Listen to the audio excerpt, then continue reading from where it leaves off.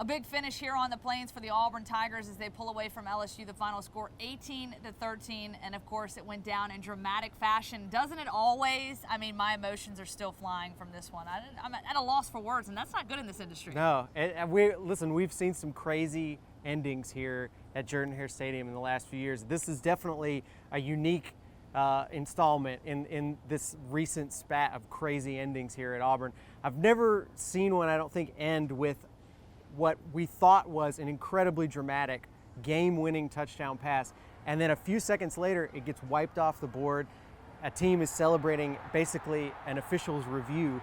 So it was a weird ending, but certainly a ton of celebration going on here in Auburn, and a much needed win for Gus Malzahn in this program. We start with the offense. On the offensive side of the football, Auburn trying to get some momentum going, trying to get that spark. Now Gus Malzahn giving the reins to Rhett Lashlee this week, allowing him to make the play call, something he hadn't done before.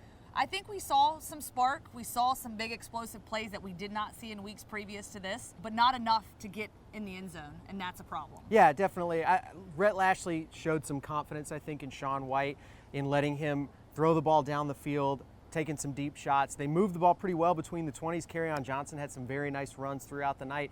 But as you said, they didn't finish in the red zone. Gus Malzahn brought it up as a concern after the game.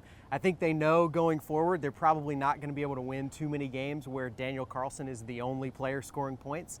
But it's definitely some improvement that we saw tonight. The fact that they were able to put together almost 400 yards of offense, it was a strong effort against a very talented LSU team, despite the fact that they left points on the board. I think Auburn has to feel good about overall what we saw from the team tonight. Yeah, able to get in scoring range despite the fact that Daniel Carlson is known to boot those 50-plus yarders all the time.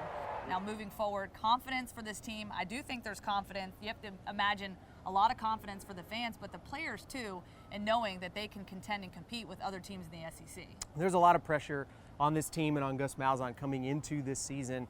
What were they going to do? How were they going to react if they got off to a slow start? They did have a bit of a slow start, but unlike some other teams we've seen in the past at Auburn, 2008, 2012, this team never really, jumped ship. They stayed within, what Gus Malzahn wanted them to do. They seemed to stay committed to the program, and things may be starting to turn around a little bit now for Auburn. We'll see. He's Matt Scalici. I'm Lauren Sisler, and for plenty more reaction from this Auburn win tonight, you can visit us on AL.com.